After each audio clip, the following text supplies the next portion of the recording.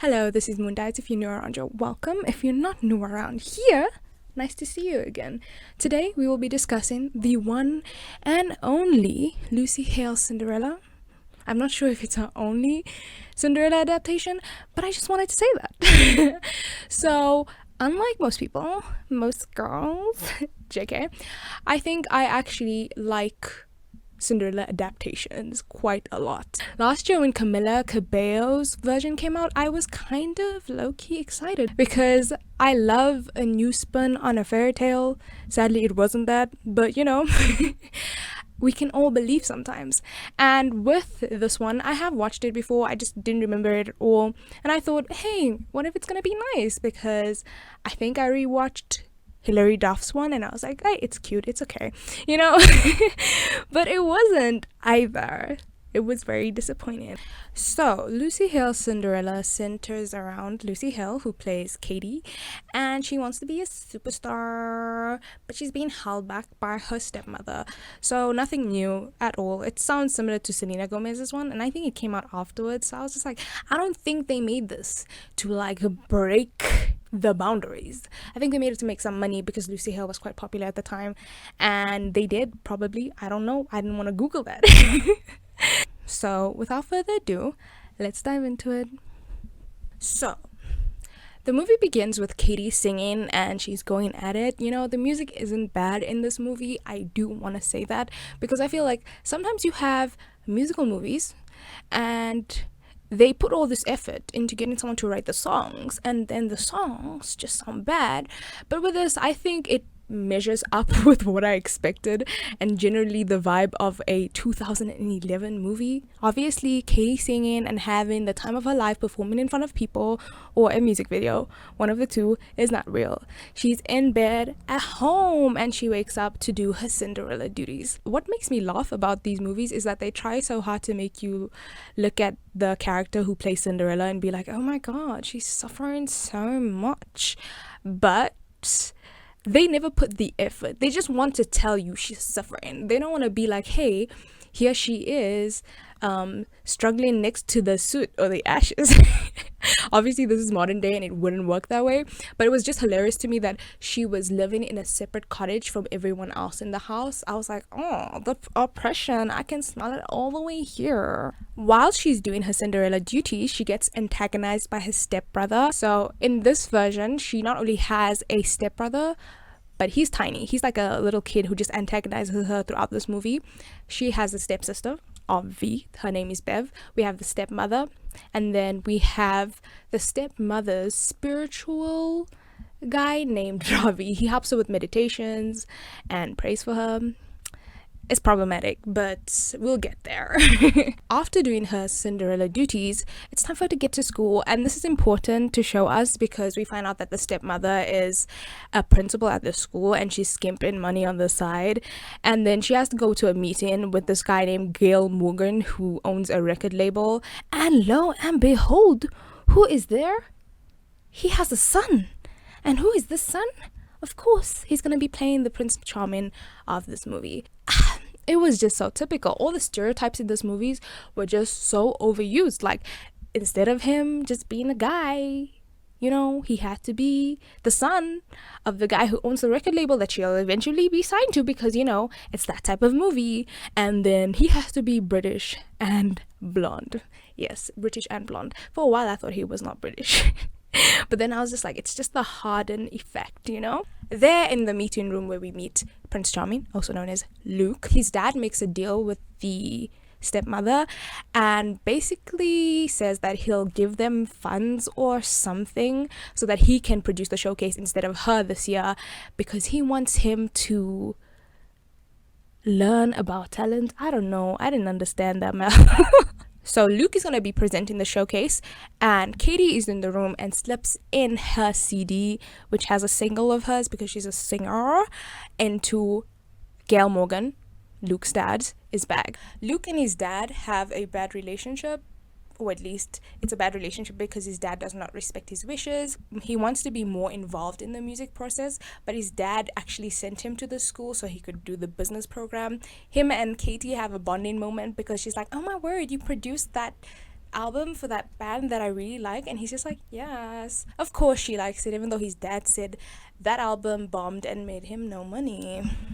If it made him no money and it's so obscure, how does she know about it? True love. I was very confused, but I thought this was a musical school, and we see multiple people come throughout and like be dancers, be singers, and stuff like that. And then you're telling me his dad sent him here for the business program. After that, we're out of the office and we're then introduced to Katie's best friend, whose name I can't seem to quite remember, but she has like a real weird, like unnecessarily rude moment. You need our ball back or what? Oh, do you want this?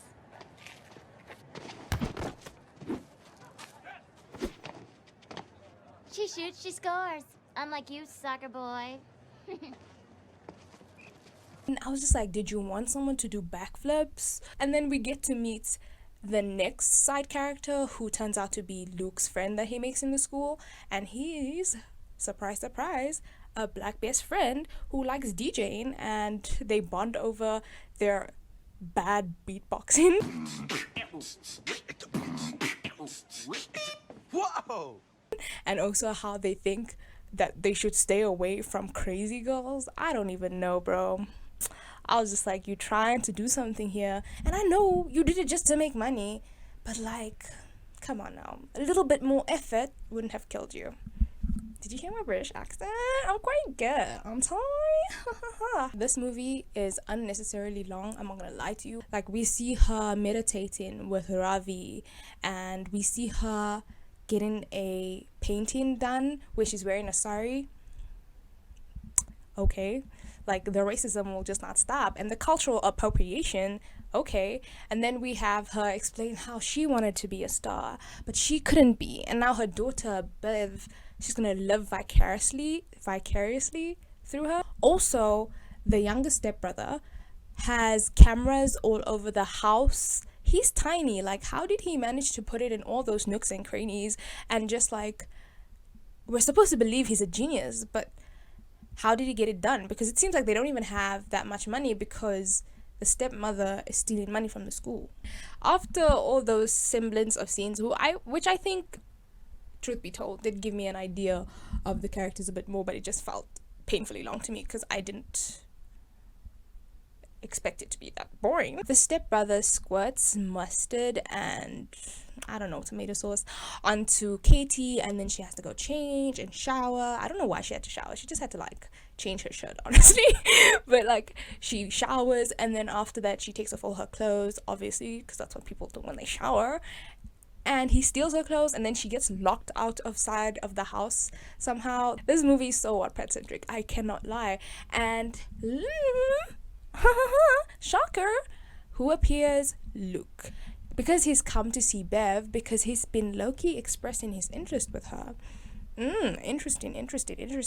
And I don't like this guy. I mentioned earlier before that him and his friend just have like these conversations, and they're just like, oh, you go for the crazy ladies. I'm not shocked by that. And oh, my previous ex, she was a crazy person and she had to end up in the loony bin. Oh, let me try it in his voice. Oh, my ex, she was bonkers and she had to end up in the loony bin. You know what I'm saying? So at this point, he doesn't have a good impression on me. And then he comes there and he's like checking her out. And I'm like, okay, you know, Lucy Hale is beautiful, but I was just over him. And then he hands over his jacket. And I guess I'm supposed to see it as like chivalrous and see the chemistry that they're supposed to have, which I'm not gonna lie. I'm not gonna say it was like the best chemistry, not the best chemistry, but they had something low-key, and he's supposed to be chivalrous in that moment and give her his jacket, but I'm just like, sir, you need to redeem yourself, show me you better.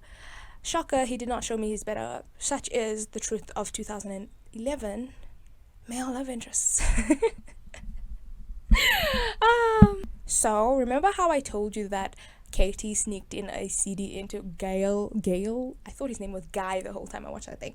Gail Morgan's bag, He calls them back while she's rocked outside flirting with Luke and says that, oh, this CD that you gave me, it's amazing. And then she lies and said that it was Bev's CD all along. But that's a bad lie because Bev can't sing. When I said this guy had to redeem himself, I legit told you he was outside the house flirting with Katie while he came to see Bev, and he low-key thinks that he likes Bev and they're stepsisters. There's like this scene where after she finds out that Katie can sing, and I'm just like, how do you not know she can sing? Because it seems like the school has a musical program and a dance program and this and that. What do you think she's doing when she gets there, bro? Like, honestly. After she finds out she can sing, she's like, okay, sing for me. And she drops some bars. It's true. Like a malignant tumor, she's got no sense of humor. Just like a swollen blister, it's best to just resist her. She's not exactly a witch, she's just a terrible... The stepmother threatens Katie with losing all of her savings that her father left behind for her. So of course she's just like, yeah, I'll do whatever you want me to do. The next day, Luke is getting ready for the showcase, and of course he has to have some auditions to find out who is the most talented so that the showcase won't end up being a flop like his dad expects it to be. An a cappella group auditions in the bathroom while he's peeing. I think it was supposed to be like funny and like a symbol of how crazy it was. I was just like, okay, they can kind of sing. The acoustics are great in the bathroom. That's why they came there, bro. After the a cappella toilet weirdness that happens, he goes to the school studio to show his friend his new song, and Katie and her best friend are hidden somewhere in the room. This is his moment where he confesses that he is so sad in life because he's not respected by his dad, and he actually wants to write songs. And that group that Katie liked, he didn't only help them produce their album, but he wrote the songs as well. And this song that he's singing right now, his country song, that's what we're gonna call it from this point on. He's gonna give it to the a cappella group. Did they ask you for it, bro? What if they had something they wanted to perform? There's a school dance. I don't know when it was mentioned, how it popped up, but there's a school dance. On the school dances in America, usually towards the end of the like academic year, and so wouldn't it mean that he appeared at the school like when school was basically finished? I don't know if it's making sense. If I'm wrong, tell me in the comments. If I'm right, tell me in the comments too. I like being right. But they mention a dance, and her friend is now trying to give her an outfit so she can go to the dance, but her stepbrother's like, nah, look at the kid that's at home. I think his name is Victor, her stepbrother. And she's like, you gotta take care of him. I'm not gonna take care of him. Her and her best friend talk for a while, and then they're just like, hey, what if we just ask Ravi to take care of Victor? And then they find out that Ravi, I swear to God, this movie's wild. We find out that Ravi is not a spiritual guy or whatever he is in this movie, because I didn't want to give him a particular name in case I was going to be offensive, but whatever he is doing with this woman, he's actually an actor from New Jersey, and his name is Tony. All right. Don't hate me. Okay, don't hate me. I'm sorry, but my name ain't... And I was just like, you know what? You gotta secure your bag. And he's just like, yeah, I'll look after Victor. She gets to the dance, and whew, this is where the problematicness just like goes up 1,000 scales. The dance is Indian themed, and everyone is wearing saris and kurtas, I think. No, the problematicness even continues, because in order to distract the stepmother, her best friend decides to challenge the stepmother to a dance battle. And of course, it's not a normal dance battle. It has to have an Indian song come in the background and them doing whatever the hell they're doing. Are you not ashamed of yourself? Are you not embarrassed? This is really embarrassing. Katie manages to slip away with Luke. Once they've slipped away, she sings a song to him, and he's just like, wow, you're an amazing singer. Can you just like take off your mask? And right before she can take off her mask, her friend is like, we have to go. There's an emergency situation. And when they get home, her stepmother has caught her in the act. No consequences, really, at all, because it just becomes undone when Luke speaks to his friend Mickey, and he's like, her eyes were so piercing. And after an unnecessary chase, ends up in the school studio and sees Bev performing, and he's like, that's the same voice. Obviously it's like a recording, and she's just lip singing towards Katie's voice, and she looks so heartbroken in the background. It's okay, you can do better. Really, you can do better.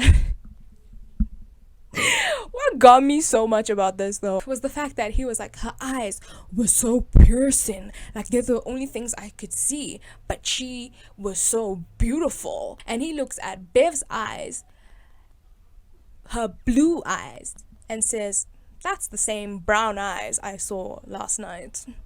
Okay, color theory, my boy.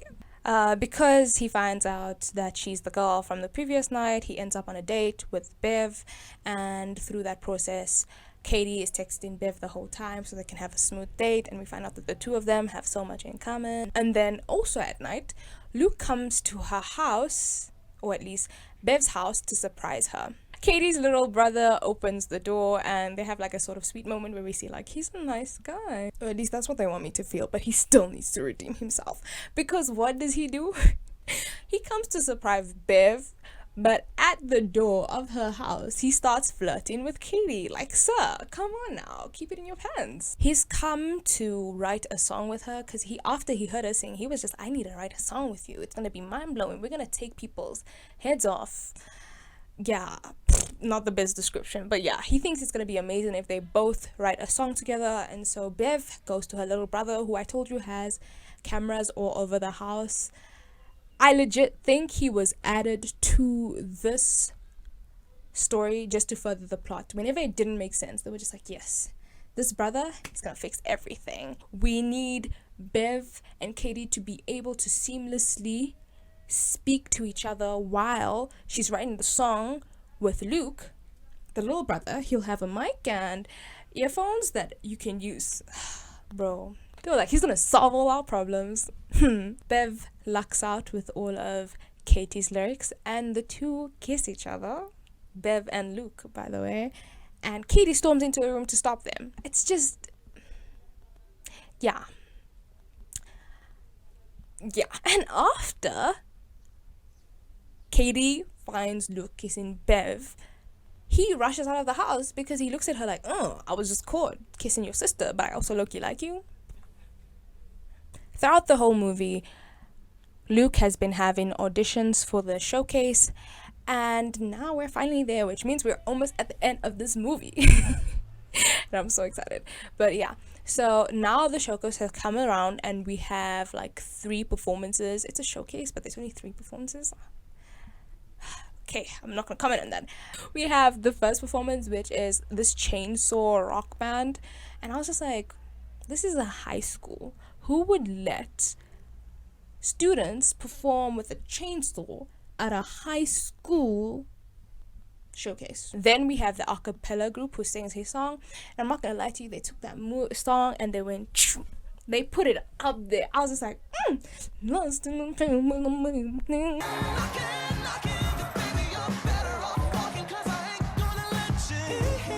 And then finally, the best performance of the night, that's them, the showstopper, they said that, not me. Bev comes on to the stage and she begins performing. She has a whole thing. She has way more than everyone else has. It was so clear that her mom is the principal at this. And Katie's on the sidelines busy playing the song through her phone. Gail Morgan, who has been there throughout the whole night, finally looks up while Bev is performing, and he's like, yeah. And I'm just like, I'm supposed to believe that he's like so shocked by how amazing this performance is when he's the owner of a record label. I just love the unbelievableness of these movies. It legit makes me laugh so much. While Bev is performing, Tony and the kid appear next to Katie and unplug her phone. And then Bev is like, my mic is not working. I'm like, quick thinking, maybe you can go into acting, darling. You don't have to just worry about singing. And eventually everything comes together because the stepmother comes onto stage and she's just like, okay, I don't care whether the phone is not working anymore and that my son, this little demon, has broke it. You're gonna perform live, Katie. So she goes behind a curtain and she starts singing into a mic. And Luke appears. He's like, why are you performing for Bev? Why are you doing it? And she goes like, I need you to go. I need you to go. And then he's like, yeah, let me go and get a camera and let everyone know that you're the real person singing, which obviously embarrasses Bev to the fullest. And she runs off stage, and Katie comes onto stage and she owns that.